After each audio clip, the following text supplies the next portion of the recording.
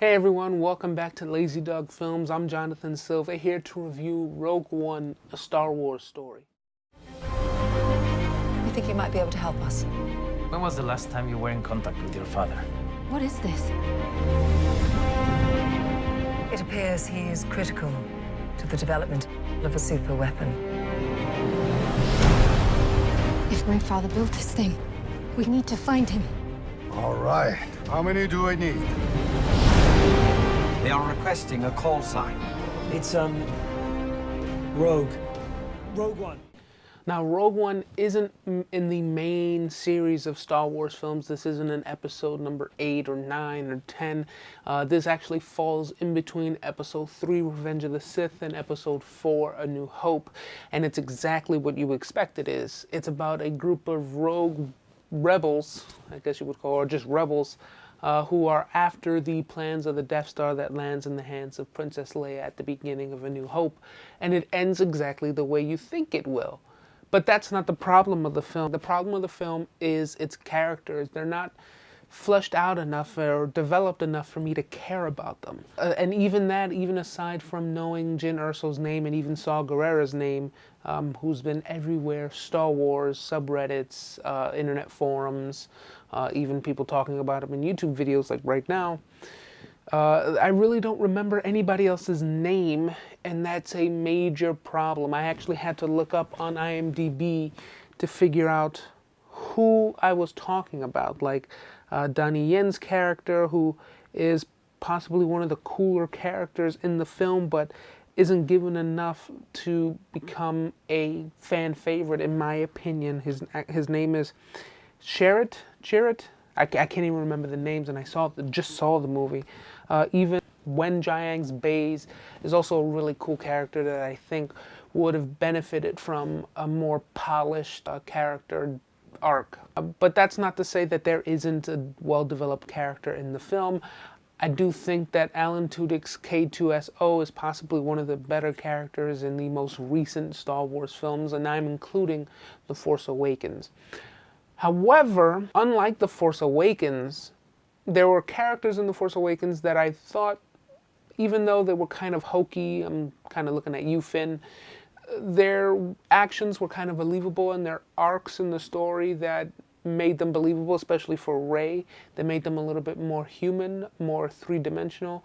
Here it's kind of a one-note, everybody has the one goal, and everybody, especially Jyn Erso, has one goal, and her goal doesn't necessarily shift and change, and her character really doesn't change by the end of the film.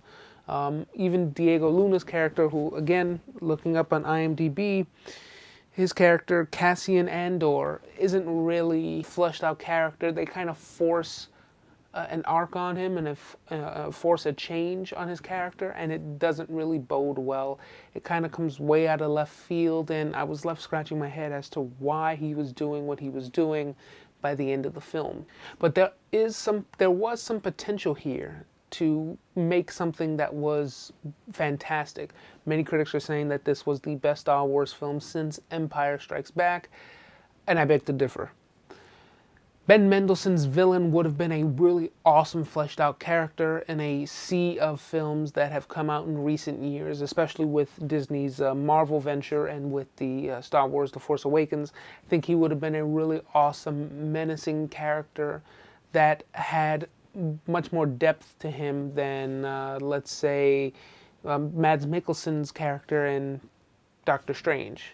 Ben Mendelsohn's, and I'm looking back up on IMDb again because I can't remember his name, Orson Krennic, doesn't really make it to the pantheons of a Kylo Ren just yet. Well, I mean, not just yet, because, spoiler alert, he did. I think if there was a little bit more time spent on the script and making him a lot more, I don't know, three-dimensional, it would have worked. Ben Mendelsohn is a great character actor, especially if you've seen Bloodline on Netflix. I think he's fantastic in that because, spoiler alert, he did. I just wish he was utilized a little bit more. What I do really like about the film is that there's a grittiness and a maturity to the violence that we've really never seen before in a Star Wars film. Yeah, we've gotten shootouts and lightsaber duels and people dying in death, but there wasn't really a maturity to the violence that we see here in Rogue One. Gareth Edwards really shows that there is a third side to the war between the rebels and the Empire, and that's those of the innocent. And there's a scene in the film where there's a young girl caught in the middle of a firefight or a laser fight, whatever you want to call it, that really harkens back to some of the images that we got from Syria with the civil war in Syria. And that was really gut-wrenching and gut-wrenching move by Gareth Edwards and Disney to leave in the film, especially with Syria so relevant and so prevalent right now in the media. Another great thing about the film is that there is a mix of CG and puppetry that blends so well together.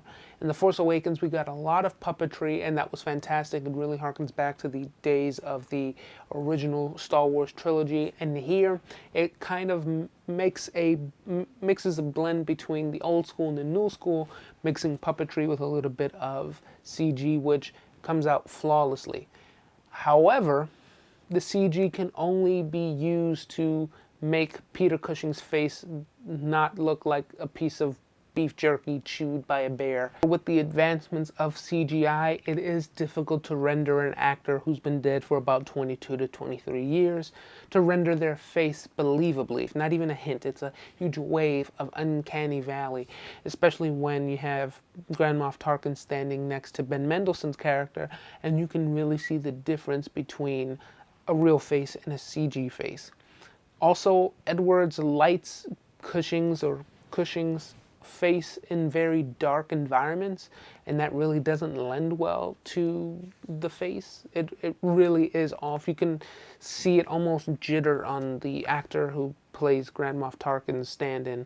You can see it like jitter around a little bit, and it's really distracting. It almost comes off looking like Snoke from The Force Awakens. Unlike Gareth Edwards' last picture, which was Godzilla, many of the characters here aren't as milquetoast as Aaron Taylor Johnson's character or even Elizabeth Olsen's character. But like Godzilla, Rogue One does suffer from a little bit of lulls between like the first and second act of the film all the way up to probably about the third act. It gets really boring, and you can really feel the weight of the runtime of about 2 hours and 10 minutes.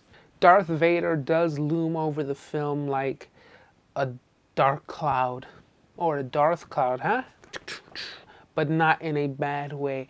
Every time he comes up on screen, I literally got giddy with excitement to see what he would do, and there's a scene towards the end of the film that really shows the true power of Darth Vader and really shows why he's such a character to be beloved. So would I recommend it? Yeah, I guess I would say I would recommend it. This isn't as good as The Force Awakens, though I didn't like The Force Awakens as much as everybody else did.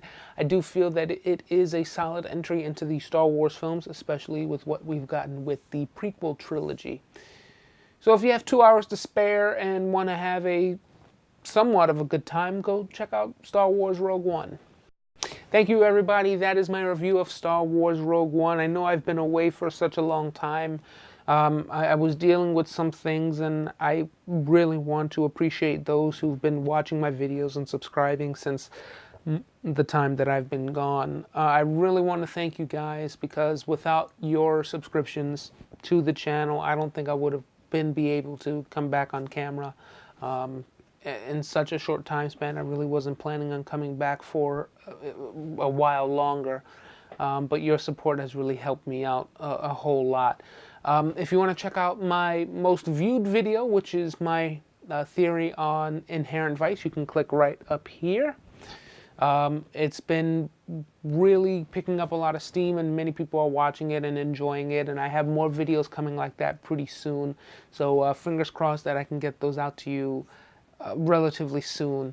If you want to check out my latest reviews on LazyDogFilms.net, go ahead and click here, or click on the eye at the top of the corner if you're watching this on mobile. So anyway, I'm back. I'm excited to be back, and that's it. Like, share, subscribe. Click on my face if you want to subscribe. I've been Jonathan Silva, and this has been LazyDog Films.